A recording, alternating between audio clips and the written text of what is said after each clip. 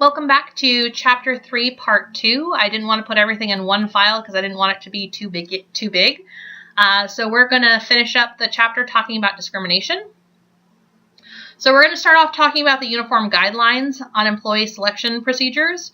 When I worked as a consultant, anytime that we did anything in selection, we wanted to make sure that we were in compliance with the Uniform Guidelines.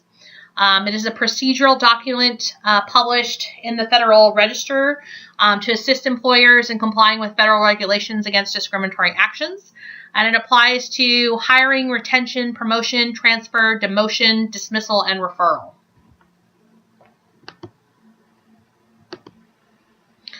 So the Uniform Guidelines defines discrimination as the use of any selection procedure which has an adverse impact on the hiring, promotion, or other employment or membership opportunities of members of any race, sex, or ethnic group will be considered to be discriminatory and inconsistent with these guidelines unless the procedure has been validated in accordance with these guidelines or certain other provisions are satisfied. So basically what this says is that you can't discriminate against people unless you can prove that it's not a discriminatory action against them as a person, but because they are not meeting who would be a good employee versus bad employee. And what I mean by that is that if I don't hire somebody of a protected class, but it's because they're not qualified for the job, I'm not acting in a discriminatory fashion. So in order to prove that I'm not hiring you because you can't do the job, and it's not because you are part of a protected class, I have to prove that any kind of selection process I have in place is valid. So what is valid? It means that the test you are using is testing what it's supposed to test for. So if the first exam for this class is all trivia based on the show The Bachelor, that is not a valid test, right? A test covering material in this class should be relevant to the material that we've covered, right? So if I am going to interview you, I need to be able to prove that my process really does tell the difference between high performers and low performers. And if that's the case and I have numbers to prove that, and then if I go to court and somebody says, well, you didn't hire me because I'm Hispanic or Black or Catholic or female, I can say, no, it has nothing to do with that. I did not hire you because you would not have done the job well had I hired you for my organization. So actually having selection procedures that are set up thoughtfully and have science and math behind them to show that it does differentiate between high performers and low performers can actually save you a lot of heartache if you're ever taken to court. So we're going to talk about two forms of discrimination. The first form that we're going to discuss is the one that people generally don't think about. It's a lesser known form of discrimination, and this form of discrimination has nothing to do with intent. This has nothing to do with whether or not I intentionally want to keep women out of the workplace, or I intentionally want to keep people who are Portuguese out of the workplace, or I intentionally want to keep, people who are disabled from the workplace. It has nothing to do with my intention. It has everything to do with statistics. So adverse impact happens when you reject a significantly higher percentage of a protected class for employment, placement, or promotion when compared with a non-protected class. So what does that mean? Well, how it's interpreted usually is we use a rule of thumb called the 4/5 or 80% rule.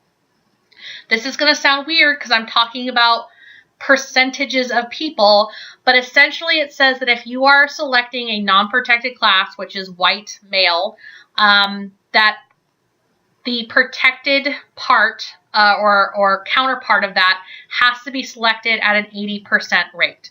So for every white person I hire, I have to hire 4/5 of a person of color. For every man I hire, I have to hire 4/5 of a woman.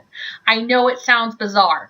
So I'm going to show you an Excel spreadsheet about how the math works, how it's calculated, and hopefully that will give you a better idea of how this is well calculated and how we come up with these kind of figures. So this one is done through an Excel spreadsheet. Anytime that you do an adverse impact analysis, you're always going to take your non-protected class and then compare it to your protected class. So for the purposes of demonstrating here, we're going to look at white hires versus black hires.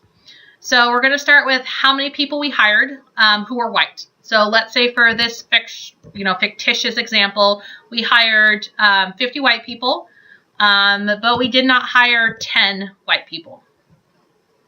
We hired 10 of our black applicants, but we did not hire 5. So if we look at those numbers, and here the Excel is doing the math for us. I won't walk you through all the math, but if we scroll down, it actually has a whole section that says 4/5, 80% rule. In this case, the impact ratio is 80%, so it meets that threshold. There is no evidence of adverse impact, and of course our impacted group that we're looking at here is black. So if we change this a little bit though, and say, well, instead of hiring 10 of the black applicants, maybe we only hired 5, then we go look at the same box down here, we would see, well, really we're only hiring 60% of black people in comparison to our white hires. There is evidence of adverse impact, and then our impacted group would be black. So we could do that, male versus female. You could do it for disabled versus not disabled, but it's always a one-to-one comparison. You're always going to look at your non-protected group versus your protected group. So you could easily look at your numbers in your organization. A lot of people don't. If I was to do this kind of analysis for a lot of organizations, a lot of people would have adverse impact discrimination. Why does this happen so much? Well, first of all, a lot of people don't know that this is a type of discrimination. Second of all, it's fairly easy to hide, because I, as an employee, can't be like, oh, I don't think you're hiring, I think there's adverse impact. Can I see your numbers? Well, an organization is not going to give you their numbers, right? The only way that they're going to disclose this is if there's a lawsuit and they're compelled to basically turn over their personnel files so that this kind of calculation can be done. Again, it has nothing to do with intention. I don't have to be purposely looking to keep a certain group out of my organization. It is all about math. The second type of discrimination is disparate treatment. So this is generally what we think about when we think about discrimination. So this is an intentional, unequal treatment of people who are of a protected class. So, this is sort of the stereotypical, somebody walks in and they don't get a job, not because they're not because they're not qualified, but because, they're black, they're Hispanic, they're female, they're pregnant, they're disabled, they're 60, whatever the reason is, they are intentionally being kept out because they belong to a certain type of group. I will say that disparate treatment is oftentimes hard to prove. Most people, even if they are intentionally trying to keep you out, aren't going to tell you this. It's pretty rare that you would walk in, let's say I would walk into an interview and they'd be like, oh yes, you're very qualified for this. We really value your skill set, but you're female, so we don't want you. So most people aren't going to tell you that's the reason that you didn't get the job. So this oftentimes can be harder to prove than something like adverse impact, which you might not know exists, but it's pretty easy to prove once a court, asks for that documentation. So we're going to talk a little bit about affirmative action. So affirmative action is actually a policy that goes beyond equal employment opportunity, and you're actively looking to increase the number of minorities and women in specific positions. This was very popular a couple decades ago. A lot of people don't understand affirmative actions. I like to start off by telling people that this is not a quota system. Quotas are never legal unless a court orders you to have a quota. So the only time that would happen is, let's say I work for an organization, I was taken to court because of discriminatory practices, and a judge said, you have to hire X amount of females, in this position in the next year. And it could only be for a year time. That is the only time you can have a legal quota. So quotas are essentially illegal unless ordered by a court. So it's not a quota. It was just a policy that really thought that diversity was something that we should value, to the point where we should sort of aggressively look at placing women and minorities in positions that they have historically not had access to. So that being said, there is this idea of reverse discrimination. I don't love that terminology. I think all discrimination is probably discrimination. But it does sort of tap into this idea that even though I started off this lecture talking about how, EEO is about everybody being treated equally, really we're concerned about protected classes. So, I don't hate you white males. Please don't think that this is coming from Dr. Corey Callison. But EEO doesn't care about white males, right? You are not a protected class. So this is where this idea of reverse discrimination comes from. So there was a Supreme Court case, Ricci versus DiStefano. It happened a couple of years ago, and it addressed this idea of reverse discrimination. Could white people be or non-protected classes be discriminated against in an effort to make sure that protected classes were not discriminated against?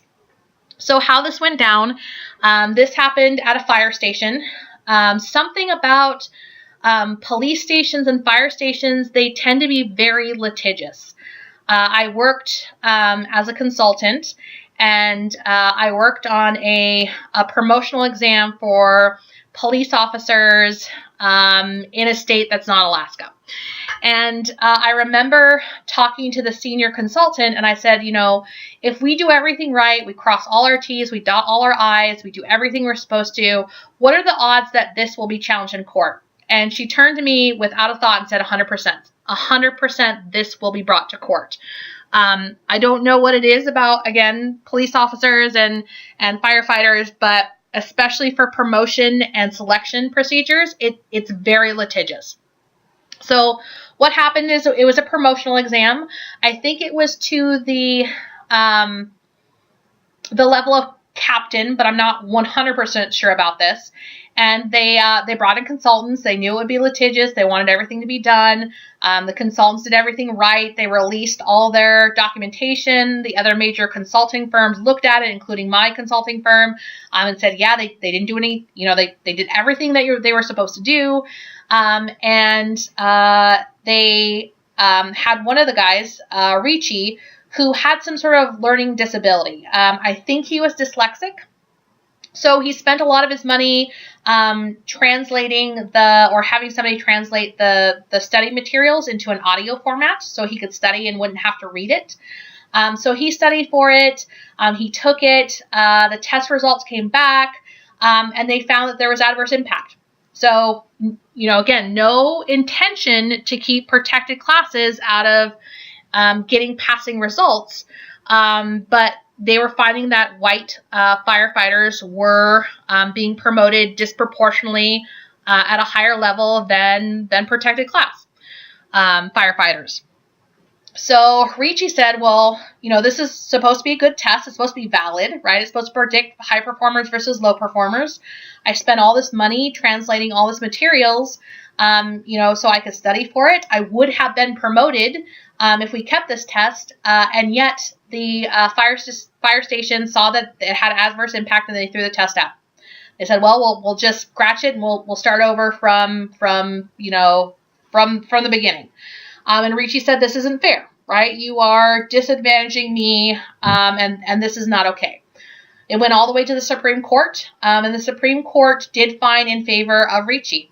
They found that there is no reason to throw out a valid test, even if you are afraid you're going to get sued for adverse impact.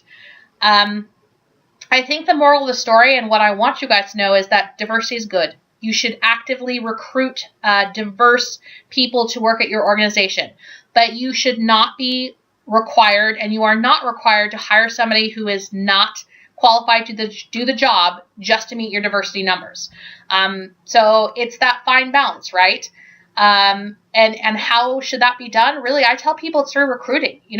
If you don't have, if you're an engineering firm and you don't have any women working there, go recruit at Women Engineers of America, right? Go to schools that have high levels of people enrolled in engineering programs that are women. Go recruit at those universities. You can actively seek out people that are both qualified to do the job, but also are not going to get you in trouble for things like adverse impact. So there have been challenges to affirmative action over the years. It has been found that affirmative action does not improve protected groups' employment. They often find that times that people who were promoted or selected under affirmative action, they felt like they were tokens. I wasn't chosen for this job because I'm qualified or really good at what I do. I'm just here to, check your box. I'm just here as the token woman or the token minority. And that doesn't make somebody feel good or improve their performance. They find that affirmative actions programs have failed in assimilating protected classes in the workforce. And they actually show that preferences showed towards one protected class actually can cause conflict. So you have everybody else saying, well, oh, that person just got a job because they're a woman, or that person just got a job because they're Hispanic, or this person just got a job because they were checking that protected classes box. So it can cause a lot of ill feelings. It can cause a lot of it can create an environment or even a culture that is toxic to the work environment. So I think affirmative action was a great idea.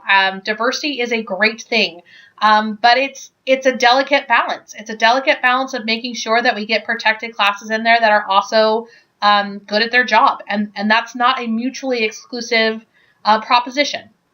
But it is something that we're going to have to probably work towards. It's not just enough to say diversity is good. Let's just hire as many people who check diversity boxes as possible, because that doesn't help the people get hired, and it doesn't help the organization that put the people in there. So we have to come up with something better. It's certainly a hot topic. It's something that we can do. It just it's going to take some bright minds. It's going to take some some thought about how to cobble a program together that does it better than affirmative action seems to have done it.